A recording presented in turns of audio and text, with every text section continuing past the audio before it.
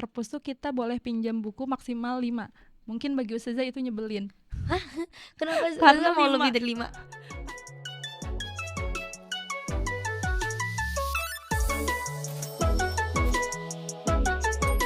Assalamualaikum warahmatullahi wabarakatuh. Marhabar Kadashlar, kembali lagi ke Wanarja Bersuara. BTW guys, kalian tahu gak sih arti dari marhabaka arkadaşlar tadi? Nah, itu tuh bahasa dari Turki yang artinya halo teman-teman. Omong-omong bahasa dari Turki nih, FYI aja aku pingin banget kalau kuliah di luar negeri tuh di Turki. Tapi aku mikir kalau misalnya kuliah di Turki, berarti banyak gak sih yang harus dipersiapkan, entah dari finansial atau dari nilai raport harus bagus biar dapat beasiswa, atau prestasi apa aja sih biar kita dapat beasiswa gitu ke luar negeri. Nah, kebetulan banget di sini di podcast kali ini kita bakal bahas tuntas semua tentang persiapan untuk memasuki dunia perkuliahan. Anyway, kita kedatangan tamu istimewa nih, yaitu Saza Karina. Halo Kendra. Halo Saza. Assalamualaikum. Waalaikumsalam Saza Karina. Saza, gimana nih feelingnya pertama kali diajak ke podcast Wanarja Bersuara? Masya Allah, tentunya suatu kehormatan tersendiri nih buat Ustazah diundang di podcast Wanarja Bersuara. Masya Allah, kebanggaan nih tersendiri. Ya, Terima Masya kasih Allah. banyak ya sudah percaya untuk mengundang Ustazah di sini. Iya, thank you juga Saza udah mau dateng. Nah Saza, Saza Karina ini tuh guru BK di Ashifa Wanarja guys. Terus aku mau penasaran nih Zah, guru BK tuh tugasnya apa aja sih Zah? Oke, guru BK ya. Nah, sebelum dijelasin, coba Ustazah mau tanya Kendra dulu nih. Umumnya atau Kendra ingatnya guru BK itu, atau misalkan pernah punya pengalaman apa terkait guru BK, atau setahu Kendra apa nih? Guru BK kan berarti bimbing konseling ya Saza? Iya. Berarti kan kayak yang buat kayak ngobrol-ngobrol gitu gak sih Za sama anak gitu. Tapi aku tuh pas SMP tuh ngelihat guru BK tuh serem, kayak apa ya, yang buat ngehukum-hukum gitu Za. Oke. Nah, sekalian ya, maksudnya sekalian meluruskan, kan kadang dulu, karena dulu juga Ustazah SMP atau SMA gitu punya pengalaman tersendiri gitu, kayak guru BK tuh kayak serem sendiri Iya, gitu serem ya banget. atau apa. Tapi itu nggak seperti itu ya, maksudnya seperti di awal tadi Kendra sampaikan gitu. Kalau guru BK yaitu kalau misalkan umumnya misalkan dikenal kayak kalau aku bercerita cari siapa, misalkan guru BK. Nah, tapi tidak hanya untuk bercerita atau mendengarkan cerita aja. Misalkan guru BK di sini mendampingi murid itu hampir semua bidang, misalkan tidak hanya misalkan pribadi, misalkan ada masalah pribadi tertentu, misalkan biasanya kita meminta bantuan guru BK. Nah, tapi dalam hal akademik, misalkan kesulitan belajar, misalkan penurunan motivasi belajar, misalkan atau secara sosial, dan mungkin termasuk di dalam bidang karir juga. Nah, di sana membantu atau memfasilitasi murid itu berkembang secara optimal gitu. Nah, jadi guru BK tuh nggak cuma buat ngobrol-ngobrol aja Za, Iya, tapi betul. bisa bantuin juga kalau kita kendala di akademik gitu-gitu ya Za. Iya, betul. Di akademik termasuk persiapan pemilihan karir atau studi lanjutnya. Berarti tadi buat pemilihan mau karirnya gimana gitu, di masa Iya, depannya gimana iya. nih. Kalau karir berarti kalau misalnya kita mau kuliah di mana gitu, bakal dibantuin sama BK juga gitu. Nah, salah satu tugas dan peran BK itu salah satunya itu tadi memfasilitasi perencanaan murid agar siap dan matang memilih dan menentukan pilihan karirnya. Nah, salah satunya karir bukan tentang pekerjaan ya, maksudnya bukan hanya tentang pekerjaan, tapi kalau untuk SMA sebelum bekerja kan memilih studi lanjutannya kemana nih. Setelah lulus ini mau lanjut kemana, apakah mau memilih PTN yang mana seperti itu, atau memilih universitas yang mana seperti itu. Nah, jadi guru BK ngebantuin ya. Wow. Terus aku mau nanya nih, kan guru BK buat ngebantuin yang buat kita mau milih jurusan apa gitu, terus mau kuliah di mana. Tapi kan kalau mau masuk kuliah kan pasti ada kayak persyaratan dulu, terus jalur masuknya kan juga katanya sekarang banyak ya. Jalur masuknya ada apa aja tuh, kalau mau tahu, kalau boleh tahu Za? Oke, nah tentunya sebelum misalkan tentu sebelum masuk ke perguruan tinggi tentu kita harus prepare ya, atau persiapan dari awal. Nah, salah satu prepare-nya adalah dengan kita tahu jalur-jalur masuk ke perguruan tinggi negeri. Iya, gitu. benar. Betul kan? Nah, untuk sekarang banyak sekali jalur masuk ke PTN. Kita singkat PTN saja ya, perguruan tinggi negeri ini. Jalur masuk itu secara nasional dibagi 3. Ada untuk sekarang ada SNBP, ada SNBT, dan seleksi mandiri. SNBP pernah dengar mungkin? Pernah. Nah, SNBT gitu. SNBT itu seleksi nasional berdasarkan prestasi.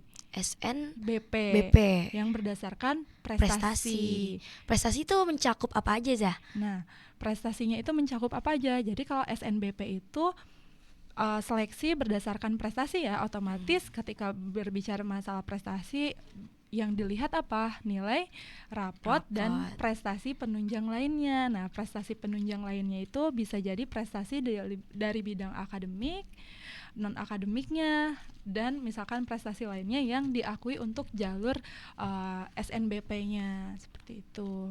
Itu yang jalur prestasi. Kendra tertarik nih? Iya. Kalau prestasi berarti kalau masalah bayar-bayarannya lebih murah gak sih, Zah?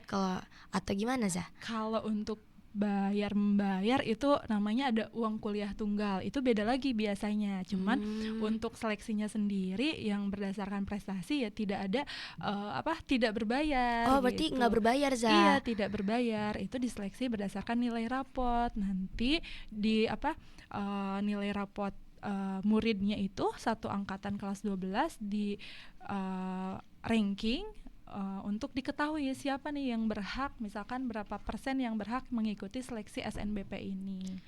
Itu tidak bayar kalau untuk pendaftaran jalur rapot itu. Berarti kalau jalur rapot tuh pertama diseleksi dari sekolahnya dulu, Zah. Iya. Kalau misalnya dari sekolah udah lolos nih, baru lanjut. Iya, baru dari sekolah dulu di-rankingkan. Di-ranking dulu. Berapa persen yang berhak nih, karena ada syaratnya. Apa tuh syaratnya tuh? Syaratnya misalkan contoh untuk sekolah dengan akreditasi A itu 40% yang berhak mengikuti jalur rapot. Nah, sekolah kita akreditasinya A, kan? Nah berarti 40% 40% dari kita boleh mengikuti seleksi jalur rapot gitu. Nah, yang 40% ini peringkat teratas 40% ini, nah mereka yang nantinya mengikuti jalur prestasi ini gitu, atau SNBP, atau dikenalnya umumnya jalur rapot gitu. Terus tadi kan aku dengar ya, prestasi nggak cuma dari akademik, dari non akademik juga. Itu prestasi apa aja tuh, Zah? Nih, misalkan kan SNBP ini selain dari nilai rapot, tentunya yang utama pasti otomatis utamanya dari nilai rapot ya. Tapi ada poin tambahannya, ada prestasi lain yang nanti disertakan, dimintai buktinya berupa sertifikat. Nah, tentu prestasi lainnya itu ada yang dari akademik, itu contohnya olimpiade. Kayak OSN gitu. Betul, OSN itu akademik ya. Nah, yang non akademik contohnya apa? Contohnya itu misalkan lomba-lomba, misalkan lomba pidato nasional, seperti itu, lomba keolahragaan, lomba pramuka, pramuka. Boleh itu. Pramuka juga. Iya, di bidang misalkan olahraga, di bidang keorganisasian, misalkan seperti itu, yang non akademik. Tapi kalau lomba-lomba gitu berarti harus tingkat nasional ya, Zah? Nah, untuk SNBP ini syarat sertifikat yang diuploadkan itu ada 3 tingkat. Internasional, nasional, provinsi, 4 tingkat salah ya, dan kabupaten, minimal kabupaten, seperti itu. Berarti kalau misalnya nih ada sekolah misalnya ada festival apa gitu. Betul. Nah, terus kayak pingin dimasukin, misalnya kita menang apa, itu boleh gak, Zah? Selama memenuhi syarat yang diminta, dimasukin bisa. Oh, boleh gitu. Iya, bisa di-upload saat pendaftarannya nanti gitu. Tapi kalau misalnya nih kita tadi kan ada seleksi rapor juga kan. Betul. Kalau misalnya seleksi rapor kita nggak masuk ke 40 besar itu, tapi kita masih bisa ikut gak? Misalnya lewat dari prestasi non akademiknya gitu, atau nggak bisa? Kalau misalkan yang misalkan ketika kita nggak masuk di 40% itu yang bisa daftar jalur apa SNBP, berarti kesempatan kita di SNBT karena yang Oh, yang mengupload prestasi yang akademik non akademik itu tadi itu sebagai syarat tambahan atau syarat tambahan yang untuk seleksi oh prestasi gitu. gitu. Jadi kalau misalnya kita nilainya bagus nih, terus Mm-mm. ada yang lebih bagus dari kita tapi gak punya prestasi, tapi kita punya prestasi misalnya banyak gini, kita Mm-mm. ada kemungkinan kayak masuk gitu, kayak ngalahin gitu. Nah, Tapi kayak ya, tergantung pilihannya juga biasanya, tergantung jurusan yang kita pilih juga itu biasanya oh, menentukan juga. Jadi ketika untuk jalur SNBP itu ada banyak strategi, mulai dari pilihan kita, terutama kalau pilihannya misalkan susah ya atau sulit, misalnya banyak peminatnya, yang daya saingnya ketat, tentu saja itu sangat berpengaruh pilihan kita. Nilai akademik terutama sangat dilihat sangat ngaruh gitu. gitu. Nah, poin utama prestasi-prestasi tadi itu poin pendukungnya gitu. Oh, jadi poin utamanya itu nilai rapot. Kalau Betul. misalnya yang buat ngedukungnya itu Betul, poin pendukungnya prestasi-prestasi prestasi yang gitu. tadi itu. Nah, kan tadi kan jalur prestasi jalur rapot ya, Zah. Betul. Habis itu ada jalur apa lagi, Zah? Nah, yang kedua ada jalur SNBT. eh, Seleksi nasional berdasarkan tes atau yang kita kenal UTBK. Nah, UTBK itu apa sih? Aku sering dengar, tapi kayak apa sih UTBK itu? Iya, nah kalau tadi berdasarkan nilai rapot, kalau yang berdasarkan tes ini tentu saja ada ujiannya. Ada ujian tulisnya. Iya, ada ujian. Kalau dulu ujian tulis, kalau sekarang itu namanya UTBK. Ujian berbasis komputer. Jadi Hmm, tidak seperti ujian apa ya tulis tulis gitu gitu, di tapi kertas. berbasis komputer sekarang kayak gitu. Jadi soal-soalnya kayak ujian kita di sini nih. Kan kita CBT ya sekarang Iya, ya. CBT seperti itu. Nanti ada hari-harinya ditentukan gitu sama tim SNBT-nya sendiri gitu atau SNPMB-nya. Berarti itu full semuanya gitu. Serentak, Serentak senasional. semuanya Iya, gitu. gitu. Dari sekian Hmm, ratus ribu murid. terus kayak serem banget ya, Zah. Berarti kita diujinya apa aja, Zah? Berarti kan kayak ulangan biasa gitu. Betul, yang diujinya untuk tahun kemarin ya, untuk tahun sekarang 2024 itu belum ada siaran persnya seperti apa mekanismenya, tapi untuk kita lihatnya yang tahun sebelumnya ya. Untuk tahun sebelumnya itu tesnya itu TPS tesnya TPS, jadi tidak ada tes kompetensi akademiknya. Jadi Hmm. bentuk soalnya tes potensi skolastik, di mana kalau tidak salah itu ada 7 subtes gitu soal-soalnya. Mungkin nanti kita bisa pelajarin lagi ya. Eh, berarti itu apa, tes logika gitu atau? Iya, ada salah satunya ada tes pemahaman logika, penalaran literasi matematikanya kayak gitu. Oh Ada bahasa gitu. Inggrisnya, bahasa Indonesianya gitu. Tadi kan kalau sekarang kan itu ya Iya. komputer gitu. Kalau dulu kita ujian tulis berarti bareng-bareng semuanya nulis gitu. Bareng-bareng dulu waktu zamannya Ustazah seperti itu, ujian tulis. Jadi kita memilih lokasinya di mana, kita datang langsung ke tempatnya, dikasih soal, lembar jawaban, Oh, kayak berarti ujian. rame-rame datang ke Iya, satu tempat rame-rame buat ke satu ujian tempat. gitu. Nah, untuk sekarang juga sama, walaupun berbasis komputer, tapi tempat atau lokasi ujiannya ditentukan juga Oh lokasinya. Jadi gitu. tidak tidak di mana saja misalkan, tapi Hmm. untuk UTBK SNBT itu ditentukan juga namanya pusat lokasi UTBK. Oh gitu, Zah. Misalkan itu kan pusat UTBK kan kayak gitu. Nah, berarti ketika ujian tulis itu yang harus di-prepare, tentu kan. Nah, Iya. prepare-nya harus apa nih gitu. Yang harus di-prepare sama kita misalkan karena yang jalur rapot juga atau SNBP itu belum tentu semuanya keterima. Nah, itu bisa ikut lagi ketika tidak terima, bisa ikut lagi di SNBT. Dan siswa-siswa yang tadi yang tidak berkesempatan ikut yang jalur SNBP itu semua ikut di Di SNBT. SNBT. Nah, tentu harus prepare juga kan. Heeh. Gitu. Karena soal-soalnya tentu berbeda juga kan dengan materi biasa kayak kita ulangan Ya seperti pasti itu. beda. Tentu harus berlatih gitu dan harus di-prepare dari awal juga gitu. Biar kita terbiasa nih melihat bentuk soal, cara menjawabnya seperti apa. Gitu Za. Terus tadi kan kata Za ada 3 ya. Mm-mm. Itu yang kedua tadi. Yang Iya. ketiga satu lagi apa Za? Yang ketiga itu seleksi mandiri. Nah, kalau seleksi mandiri itu tidak dikelola oleh panitia SNPMB secara nasional, berarti tapi diserahkan ke universitasnya universitasnya sendiri masing-masing. gitu. Iya, jadi berarti jadwalnya bisa jadi tidak berbarengan tiap universitas. Dan bentuk seleksinya juga berbeda-beda tiap universitas tergantung kebijakan dari universitas itu sendiri gitu. Biasanya seleksi mandiri ini contoh kalau UI ada yang namanya apa? SIMAK UI. Betul, SIMAK UI. Kalau Unpad, Unpad apa Za? SMUP Unpad atau seleksi Oh, masuk Unpad. SMUP gitu. Unpad. Nah, nama tesnya atau nama ujian atau seleksinya itu biasanya beda-beda tiap kampus gitu. Untuk sekarang seleksi mandiri juga lebih banyak ya, maksudnya itu lebih banyak ininya gitu. Karena seleksi mandiri tidak hanya tes saja dari kampus itu, tapi ada juga kampus yang membuka misalkan ujian lagi, ulangi ujian, atau ada yang bisa memakai nilai UTBK-nya yang yang sebelumnya.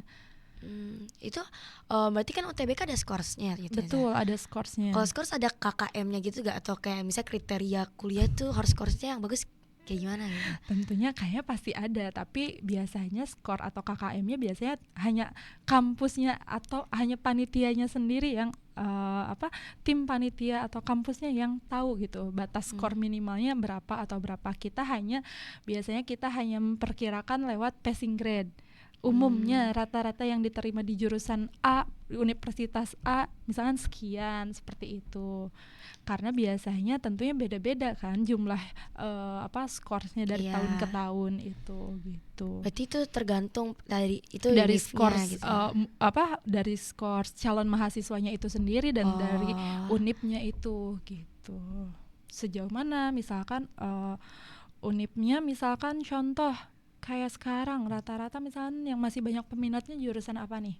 Kedokteran. Iya, tentu ya masih jadi jurusan yang banyak favorit gitu peminatnya dimanapun universitasnya. Tentu karena banyak yang memilih FK, otomatis skor calon mahasiswanya itu ditinggiin. Bukan ditinggiin, makin beragam kan, dari mulai yang dapatnya besar-besar skorsnya, tinggi-tinggi gitu, sampai ada yang mungkin yang kecil-kecil. Nah, dari sekian banyak itu kan kampus memilih kan jumlah kuotanya berapa, otomatis diambil dari skor yang tertinggi. Betul, misalkan kuotanya hanya 30, otomatis 30 orang yang punya skor tinggi yang diterima. Nah, misalkan yang orang ke-30-nya ternyata rata-rata skor UTBK-nya ternyata di 750.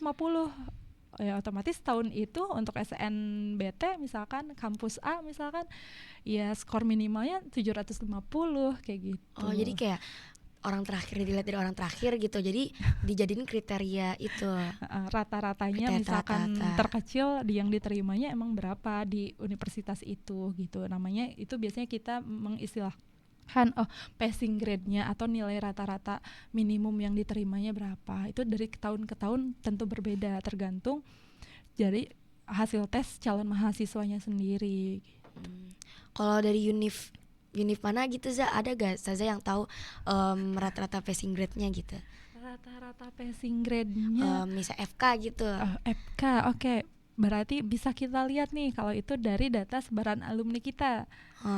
Misalkan tahun kemarin misalkan yang keterima di FK universitas misalkan yang pernah diterima misalkan Universitas Airlangga misalkan FK-nya misalkan ternyata rata-rata skornya di angka 700-an lebih ya misalkan seperti itu. Nah, berarti untuk jaga-jaga next misalkan ketika Kendra pengen masuk FK otomatis harus 700. ketika TO amannya di angka segitu. Gitu Za. Terus kan kita tadi udah bahas nih jalur-jalur buat masuk perkuliahan. Sekarang aku mau tahu tadi persiapan apa aja sih, kita harus nyiapin apa aja? Oke, yang perlu kita persiapkan pertama tentunya selain itu misalkan tentu kita harus persiapan dulu terkait minat kita atau tujuan kita nih mau kemana nanti setelah lulus SMA. Kendra tadi udah tahu belum sih? Kendra misalnya mau kemana nih nanti selepas lulus SMA? Aku sih kayaknya ya jurusannya mau arsitektur, terus aku mau di UI Universitas Indonesia. Tapi kalau misalnya boleh nanti keluar negeri, aku mau di Turki. Oke. Nah, pertama, goals atau tujuan yang jelas. Oke, Kendra udah punya itu nih. Udah ada nih. Tujuannya udah ada ke arsitektur UI atau enggak ke PTLN-nya di Turki misalkan. Berarti apa nih ketika kita udah punya tujuan nih yang kita prepare kan pertama. Tadi udah tahu kan jalur masuknya ada apa aja. Tinggal ditargetkan misalkan kalau misalnya aku mau mengejar masuk universitas lewat jalur prestasi, berarti di prepare apa? Nilai raportnya harus bagus. Iya, berarti prepare nilai raport kita supaya tetap bagus gitu sesuai dengan kriteria biar bisa masuk ke UI arsitektur gitu. Nah, biar bisa dapat nilai bagus tentu harus gimana? Semangat belajar.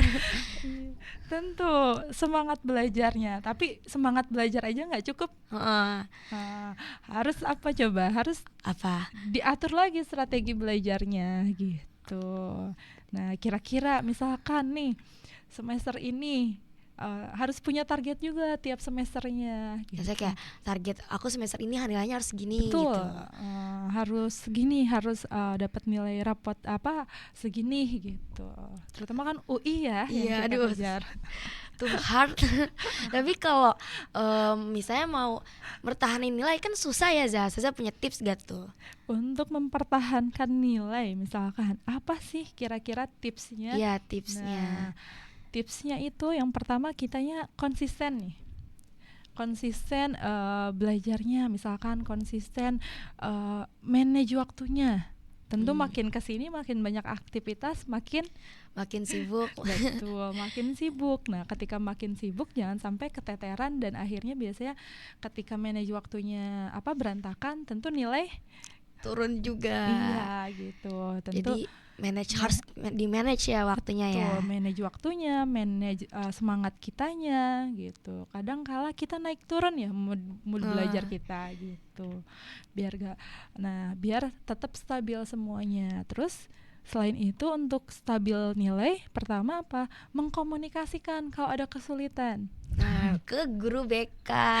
Tidak hanya ke guru BK biasanya.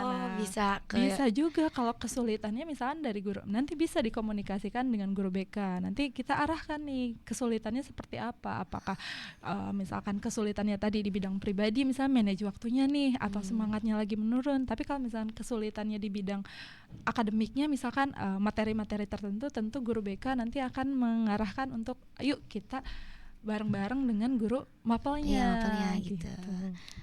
Oh gitu, Za. Terus berarti mentor ya, Za, yang kayak ngebimbing gitu, yang buat kayak kita nanti mau misalnya kita kayak kurangnya di akademiknya, nanti Zaza bantuin misalnya kayak komunikasi sama itu. Iya, tentu sekali pentingnya itu mentor, atau misalkan ya penting sekali untuk sering konsultasi dengan guru BK itu gitu, biar ketika misalkan tadi Kendra udah punya nih tujuannya kemana, nanti biar di jalan nggak salah arah atau nggak belok kemana atau kemana gitu, biar tetap terjaga roadmapnya itu gitu sesuai dengan tujuannya gitu. Penting sekali ketika menghadapi kesulitan, misalkan aku harus segera nih mencari bantuan. Jadi harus sering-sering konsultasi gitu. Iya, harus pertama itu sering-sering konsultasi biar kita nggak bingung. Terus kalau nggak punya tujuan nih, kira-kira kalau nggak tahu mau jurusan apa gimana? Nah, kalau nggak tahu jurusan apa harus gimana nih? Nah, kita sama-sama juga segera konsultasikan misalkan dengan guru BK-nya gitu. Cari tahu mulai dari minat, bakatnya, potensinya ke arah mana gitu, biar nanti kelihatan nih. Atau misalkan salah satu misalkan caranya ya misalkan nanti ada tes psikotes kan. Nah, dari sana kan muncul rekomendasi, nanti didiskusikan atau dikonsultasikan juga bareng guru BK-nya seperti apa kira-kira sesuai tidak misalkan Berarti gitu. kalau misalnya kita mau nyari jurusan yang tepat gitu buat kita, Mm-mm. berarti kita harus lihat dari minat bakat dulu. Betul, lihat dari minat bakat kita juga, dari potensinya juga Hmm. gitu. Selain dari minat bakat nih, cara nyari jurusan yang tepat apa? Pertama, selain dari minat bakat, nyari jurusan yang tepat itu dari mana sih? Misalkan untuk sekarang, misalkan kita bisa explore berbagai hal dulu, misalkan organisasi dicoba, misalkan minat, misalkan ikutan lomba, misalkan OSN dan lain-lain, misalkan ikutan. Nah, ketika kita mencoba banyak hal, biasanya tercetus kayak, oh aku jagonya di sini, kayaknya aku mau ini deh. Bisa Oh dari gitu. situ, atau bisa dari misalkan ini, ada kalanya misalkan faktor keluarga itu menentukan sekali. Jadi kayak misalnya ayah aku apa, ibu aku apa. Oh siapa Betul, tahu aku potensinya juga di situ gitu. betul gitu. Oh, aku basicnya dari keluarga, misalkan pembisnis nih, misalkan. Terus sekarang misalkan kondisi masih bingung nih seperti apa. Nah, faktor keluarga juga bisa mempengaruhi pilihan gitu. Oh, kayaknya aku mau melanjutkan usaha keluarga atau apa seperti itu. Itu bisa berpengaruh juga. Atau misalkan yang basicnya kedokteran, misalkan yang dari kecil dilihat kan otomatis dunia kesehatan, kedokteran. Nah, biasanya berpengaruh juga di pilihan-pilihan nanti ketika Pas itunya yang pas memilih jurusan. SMA, ketika memilih jurusan gitu. Ketika misalkan selain dari bakat, minat atau potensinya, kemudian bisa juga dari mungkin cita-cita atau tujuan hidupnya, misalkan, atau pekerjaan impiannya gitu. Nah, pekerjaan impiannya pengen jadi pengacara, Nah, otomatis harus ambil jurusan apa? hukum. Pengacara hukum kan? Betul, Hukum. hukum gitu. Jadi berangkat dari situ bisa juga. Berarti tuh pertama kita harus minat bakatnya dulu. Terus Betul. kalau misalnya masih bingung nih minat bakatnya apa, berarti kita nyoba-nyoba, misalnya ikut lomba, terus organisasi, terus dari situ kita bisa tahu tuh mau jurusan apa gitu. Iya gitu, bisa explore Explore. berbagai hal gitu. Nah, terus kalau misalnya masih itu, lihat dari latar belakang orang tua Iya gitu. gitu, basic keluarganya banyakan apa nih, ada nggak gitu yang sesuai gitu. Nah, semua itu ditunjang juga tentunya kita dengan psikotes, atau misalkan teman-teman mungkin ada yang pernah juga mungkin tes lainnya gitu, tes minat bakat lainnya gitu. Nah, yang bisa kita untuk mengetahui gitu, yang bisa kita lakukan untuk mengetahui minat bakat kita di mana, misalkan. Tidak hanya mengeksplorasi berbagai hal gitu. Kan kita masih aku ya masih kelas 10 gitu. Terus kayak mau milih jurusan gitu, prepare-nya gimana Za? Apa kayak Prepare untuk apa nih? Untuk jurusan kuliah, atau karena kita kurikulum merdeka jurusan untuk kelas 11? jurusan kelas 11 kan, misalnya nih aku kan sekarang arsitektur nih. Betul. Berarti kayak aku harus udah nyiapin dong, udah dijurusin gitu. Iya. Nah, karena untuk kurikulum merdeka berarti kelas 10-nya kan belum ada peminatan IPA IPS ya.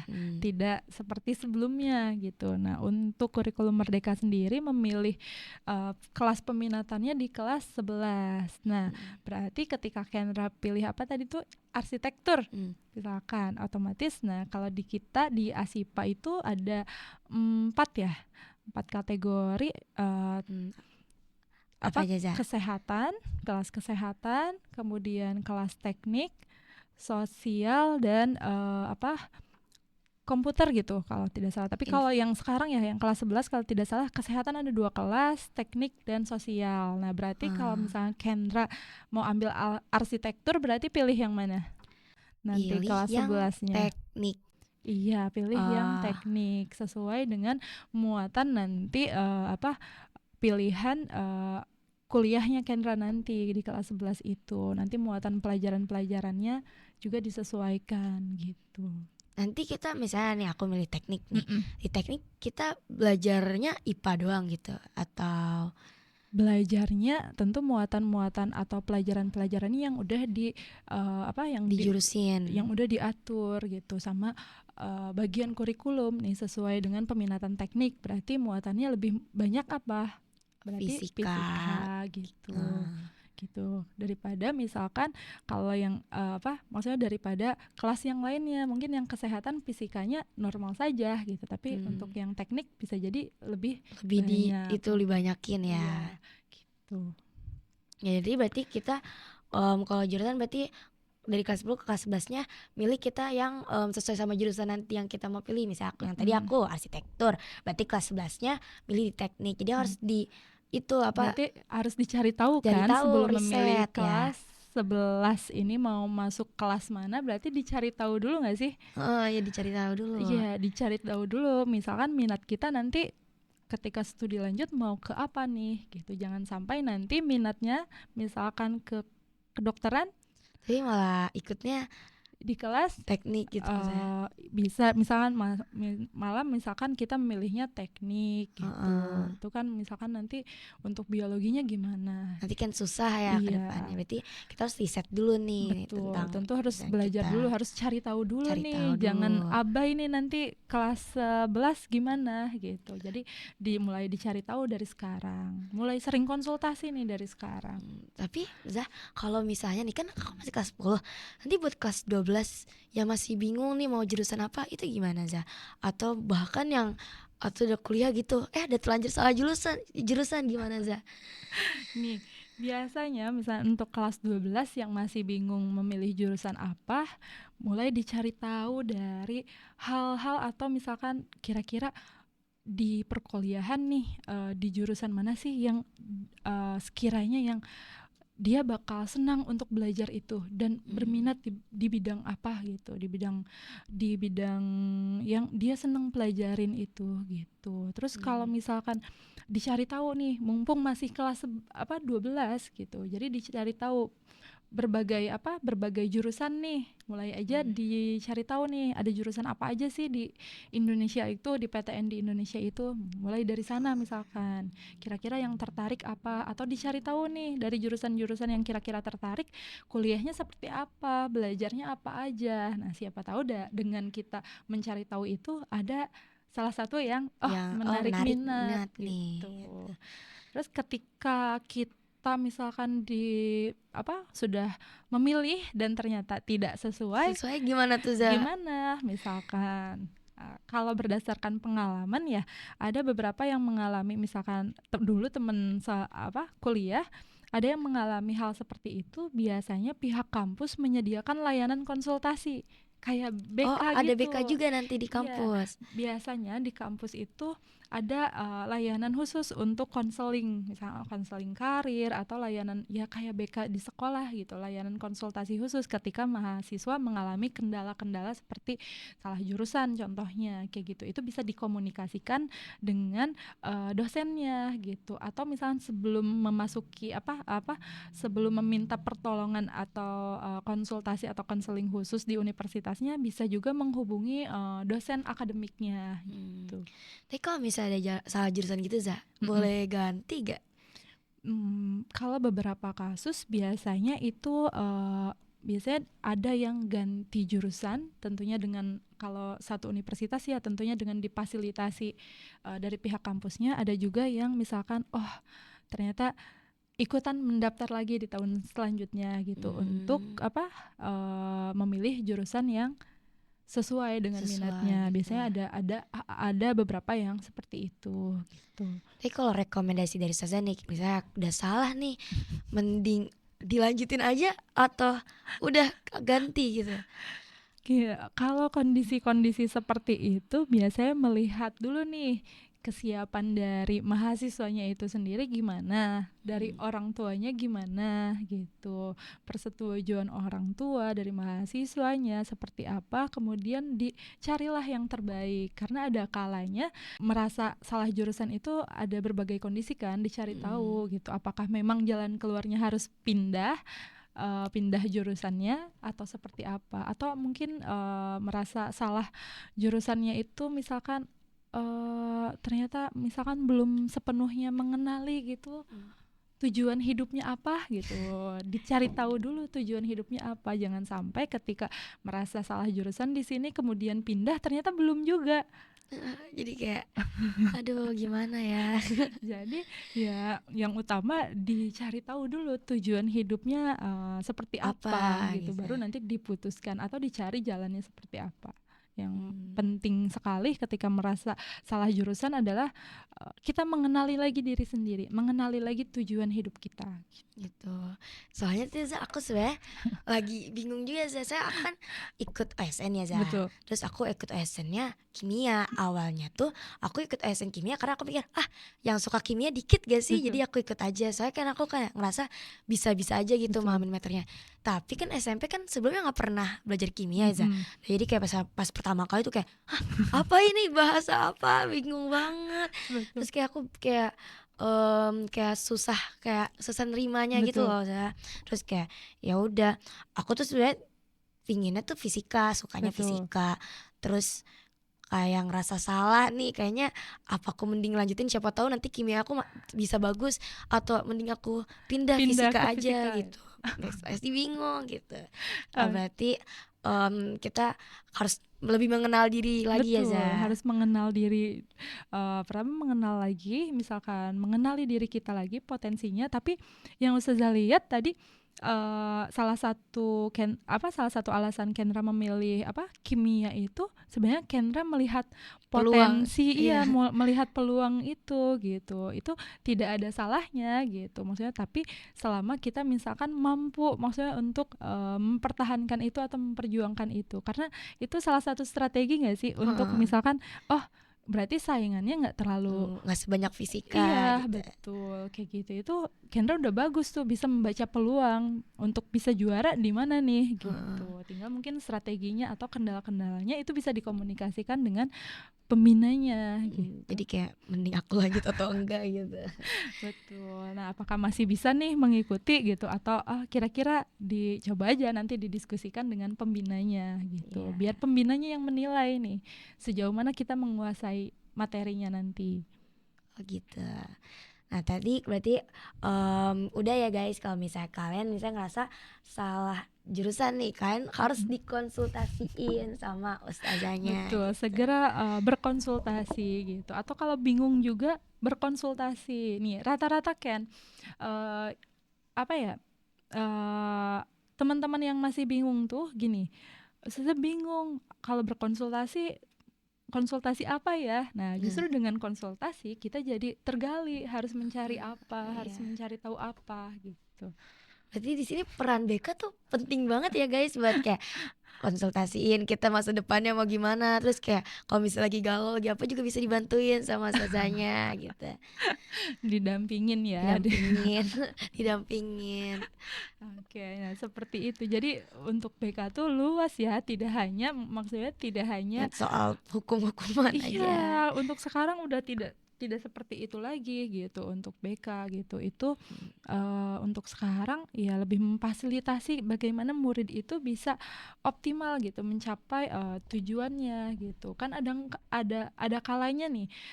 Contoh misalnya kelas 10 penyesuaian diri. Tentu kan banyak proses ya gitu. Nah, pendampingan di seperti di situ yang dibutuhkan gitu. Terus fasilitasi juga misalkan butuh informasi-informasi. Ya kan butuh informasi tentang kuliahnya gimana Iya, gitu. itu namanya ada di BK itu layanan informasi kayak gitu. Gitu. Gitu. Jadi tidak hanya sekedar ya cerita, tidak hanya misalkan cerita-cerita saja gitu, tapi lebih luas dari itu gitu.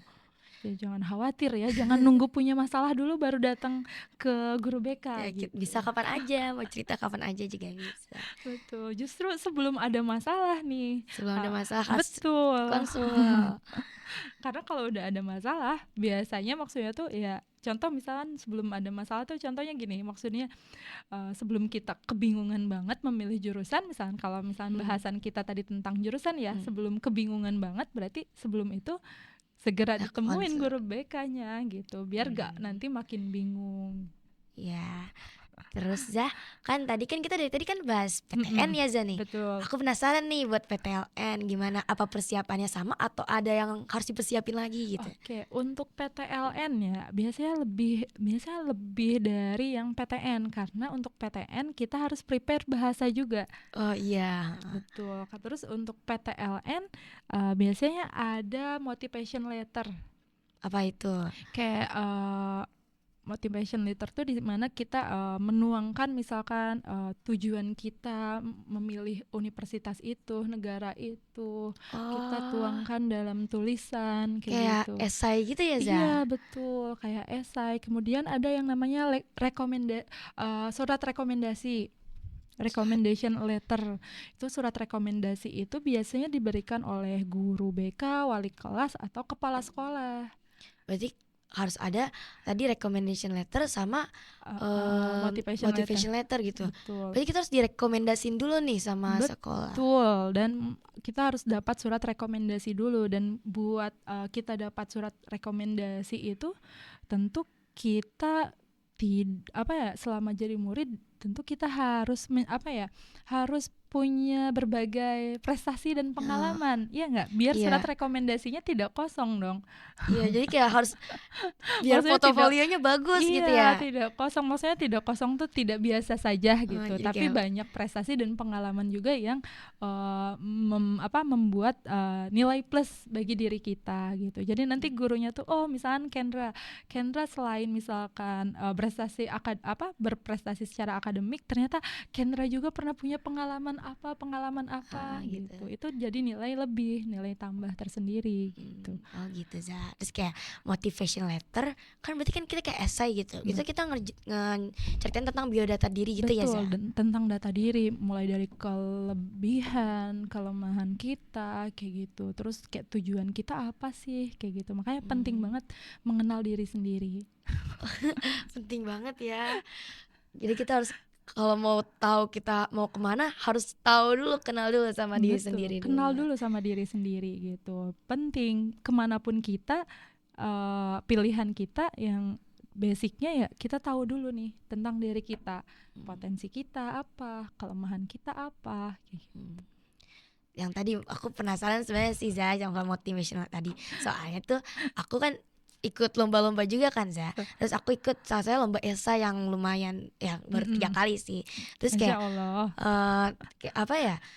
Baru tahu nih kalau misalnya jadi kalau misalnya mau masuk PTLN harus jago nulis ya. Jadi kan mungkin kita biodatanya gini-gini aja, tapi kalau misalnya kita nulisnya bagus jadi kayak kelihatan lebih itu gitu. Betul, dari tulisannya juga itu jadi poin plus kan, gimana penyampaian tulisan Penyampaian kita. tulisannya Iya, gitu. kan cara kita menggambarkan diri kita gitu. Cara kita misalkan biasanya kan kita menyampaikan kelebihan gitu. Cara kita menyampaikan kelebihan, cara kita menyampaikan oh kita masih perlu belajar apa nih gitu. Kelemahan kita dikemasnya dengan secara bagus gitu, secara apik gitu, itu nilai tersendiri gitu. Itu untuk PTLN ya.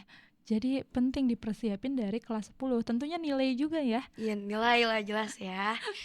Nilai rapotnya harus bagus ya guys ya. Gitu, nilai juga. Tapi nggak hanya nilai rapot, maksudnya tuh di kita kan sekolah boarding ya. Kalian tidak hanya akademik saja gitu. Tapi kalian belajar juga untuk menghafal. Nah, hafalan Quran itu bisa jadi faktor tersendiri, entah itu PTN atau PTLN gitu. Oh gitu. Karena PTN pun ada jalur hafalan Quran. Oh ada gitu. Za. Iya, itu biasanya diseleksi mandiri, itu ada jalurnya untuk prestasi atau untuk prestasinya salah satunya itu hafalan Qurannya gitu. Jadi buat kalian nih yang punya hafalan banyak itu boleh ya daftar lewat jalur hafalan Iya gitu. betul, banyak nih kakak kelasnya yang diterima lewat jalur hafalan Quran gitu. Jadi jangan khawatir ketika misalkan secara akademik misalkan aku nggak bisa nih ngejar atau apa, tapi kan kita punya potensi yang lain. Salah satunya misalkan kita jago nih hafalannya udah banyak atau udah selesai, carilah kampus yang ada Yang jalurnya buka itu. jalur hafalan gitu. Aku bisanya di aktifnya di pramuka misalkan, cari ada juga Oh nih gitu bisa Za. jalur kampus yang memang apa untuk Pramuka. pramuka gitu, atau ketua organisasi gitu. Ketua organisasi juga ada Zah. Ada jalurnya gitu. Jadi kalau misalnya kita aktif nih organisasi OSIS, BEM, terus kita misalnya jadi ketua gitu. Iya Itu betul. Buat ada jalurnya khusus untuk ketua OSIS gitu, Oh, diseleksi. Itu tentu maksudnya tuh jadi kesempatan tersendiri kan, Iya. maksudnya, dan itu bisa di prepare mumpung misalkan kita masih baru nih, karena kalau udah kelas 12 fokusnya udah beda, udah langsung Iya, mengejarnya. ngejar yang belajar Iya, Iya. mengejar targetnya, berarti yang kelas 12 berarti tinggal pelaksanaannya. Justru untuk jalur-jalur yang hafalan Quran, pramuka, Itu ketua udah OSIS harus bisa kelas di-prepare 10. dari kelas 10, atau dari jalur prestasi lainnya misalkan yang lewat lomba OSN atau apa, itu bisa di-prepare kan dari kelas 10 kan. Berarti harus saat ini juga kita sudah prepare ya Zah. Betul. Berarti tadi PTLN udah motivationnya gitu-gitu. Mm-mm. Ada apa lagi Zah?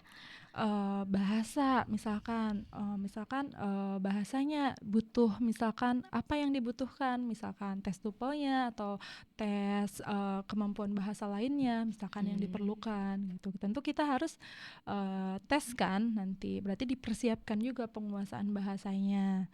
Terus selain itu apa, dicari juga jalur masuknya.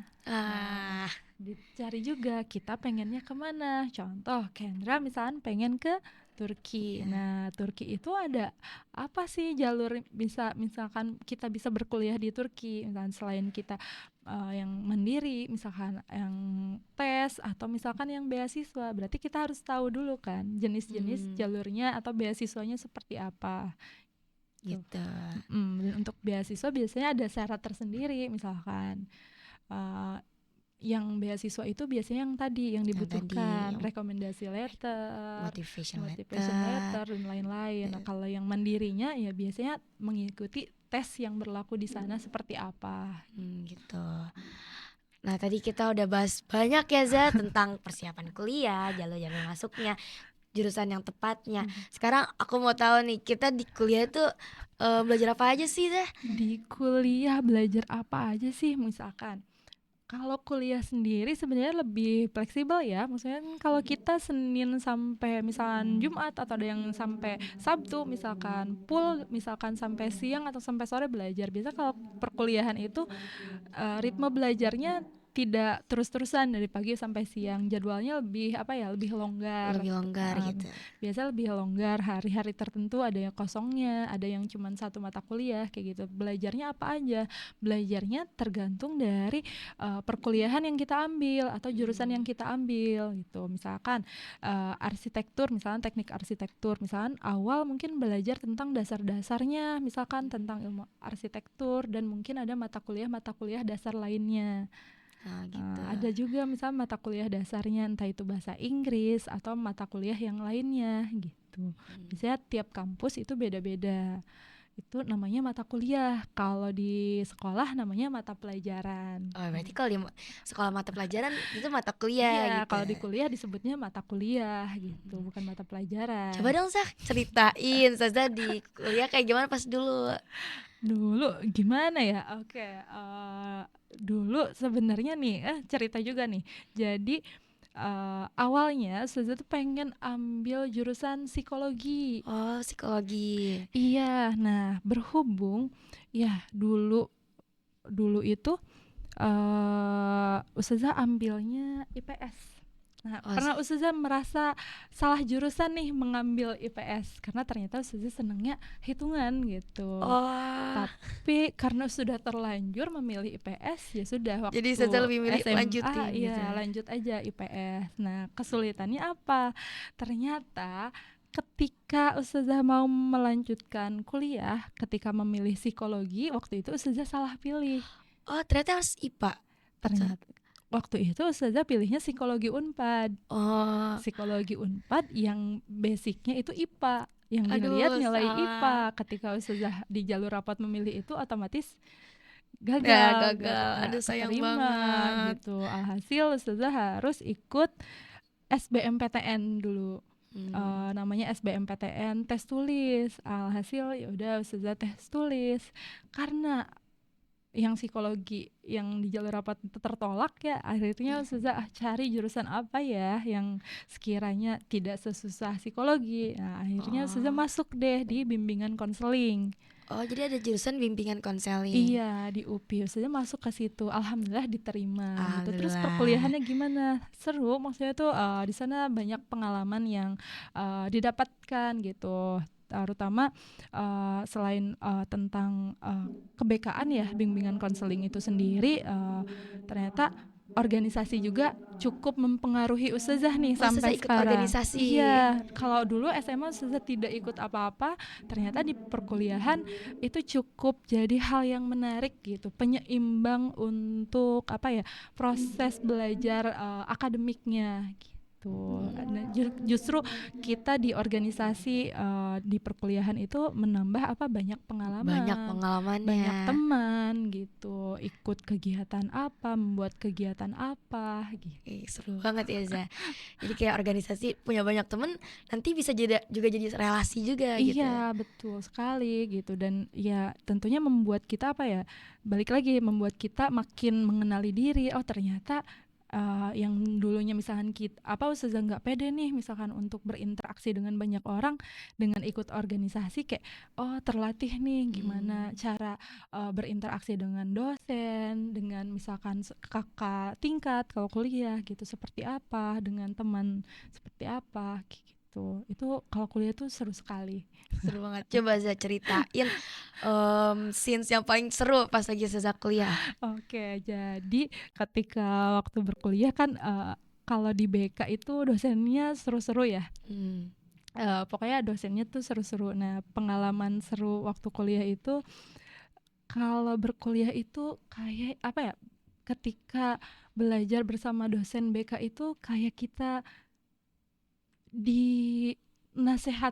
bukan dinasehatin ya, kayak kita belajar untuk mengenali diri lewat figur-figur dosen-dosennya Oh gitu. gitu. Dosen-dosennya masya Allah mencontohkannya eh, lewat apa pribadinya gitu. Jadi kita kayak belajar langsung, oh seperti ini ternyata gitu. Gimana cara mendampingi murid, atau misalkan yang kita belajar tentang BK ya. Misalkan BK itu Ustazah ambil peminatannya itu BK remaja. BK remaja. Di BK di kuliah itu ada nanti peminatan lagi.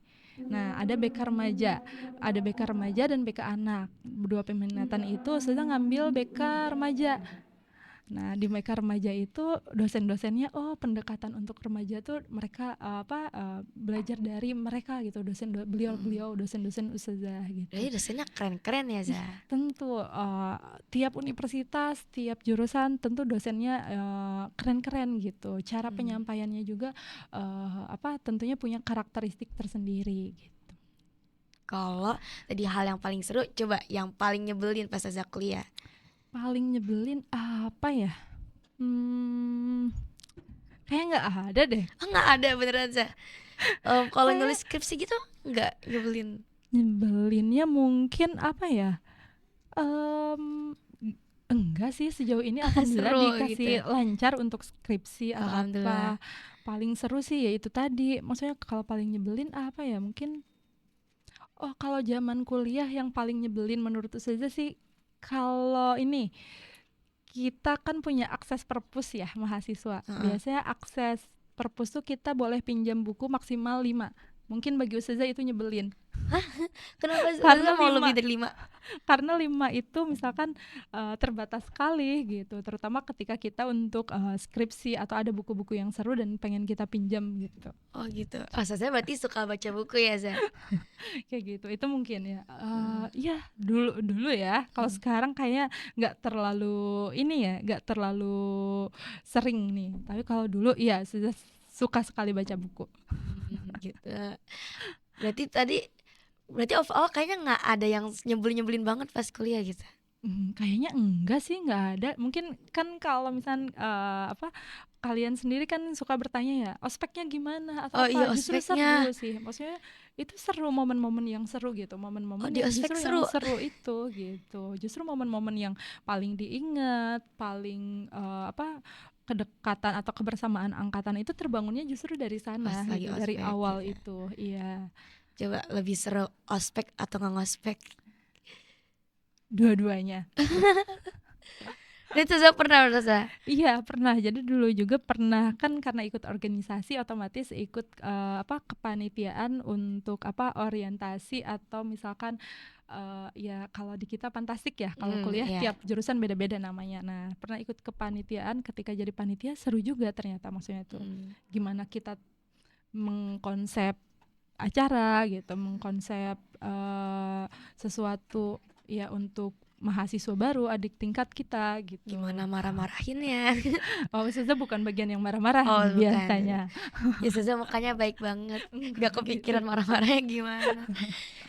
Oke, nah biasanya itu nih yang paling seru, yang paling ditunggu-tunggu biasanya justru itu.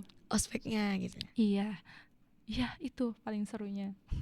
Tadi banyak banget ya Za, udah pengalaman kuliah, terus tadi kayak jalur-jalur masuk, terus Betul. persiapan apa aja, gimana kalau salah jurusan gitu.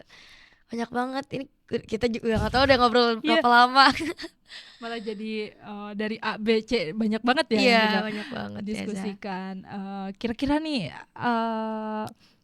Kendra penasaran apa lagi Apa ya? terkait perkuliahan? Sebenarnya nanti justru jauh lebih seru ketika Kendra menjalaninya. Penasaran apa ya? Aku tuh kan aku arsitektur Mm-mm. kan. Aku pernah ngeliat tuh ada kayak bukan podcast sih, tapi kayak ngobrol-ngobrol gitu, tanya-tanya gitu. Mm-mm. Tanya-tanya. Terus kayak katanya tuh mereka bikin project, banyak project kan ya Za? Iya, Pas biasanya banyak kuliah. project. Terus kayak mereka kayak lagi bikin project lama gitu sampai begadang gitu di studio mulu bikin project, bikin rumah atau apa. Terus kalau misalnya kayak misalnya hasil projectnya kayak nggak di ACC gitu, kesel bikin lagi, mikir lagi, kayaknya seru soalnya dilakuinnya bareng-bareng gitu. Betul. Nah, itu tadi kuncinya, sesusah apapun misalkan tiap perkuliahan pasti ada tugasnya yang membuat mahasiswanya kayak begadang mengerjakan tugas dan lain-lain. Tapi ketika kita enjoy, ketika kita senang bidang itu, Jadi kita bisa lalui dan seru lewatin gitu. itu, bisa nikmatin itu. Bisa Nah, dinikmatin. iya, bisa dinikmati segala prosesnya sekalipun itu tidak mudah. Nah, tapi ketika memang kitanya tidak berminat, ada sedikit tantangan atau misalkan kesulitan pun itu rasanya berat sekali. Nah, itu indikatornya ketika misalkan kita nggak sesuai dengan minat kita gitu. Berarti minat tuh Penting banget ya. penting banget gimana kita melalui apa beratnya perkuliahan itu. Ya kalau kitanya udah minat, udah suka, seberat apapun dilalui gitu. Beda halnya kalau kitanya tidak suka gitu. Makanya penting untuk kenal sama diri sendiri. Balik lagi gitu. Pokoknya poin utamanya kenal sama diri sendiri. Kenal sama diri sendiri. Kenal sama diri sendiri. Dengan kenal sama diri sendiri, kita kenal juga tujuan kita. Berarti kita di sini harus kenal sama diri sendiri. Nah guys, banyak banget ya tadi apa ya, hikmah-hikmah dari obrolan kita tadi, banyak banget. Aku juga belajar banyak banget tadi dari Ustazah Kalina. Ya udah lumayan lama juga, kita tutup aja ya Za. Iya, boleh kita Nih, tutup. ayo nih kelas 12 nih yang masih belum kepikiran jurusannya mau di mana. Semoga dari sini kebantu ya. Dari tips-tips dari Ustazah Kalina banyak banget tadi, semoga kebantu. Oke, sekian aja dari kami. Mohon maaf kalau ada banyak kesalahan atau gimana. Terima kasih. Wassalamualaikum warahmatullahi wabarakatuh. Bye-bye. Warahmatullahi wabarakatuh. Ketemu lagi di episode selanjutnya. Oke, terima kasih banyak Hendra.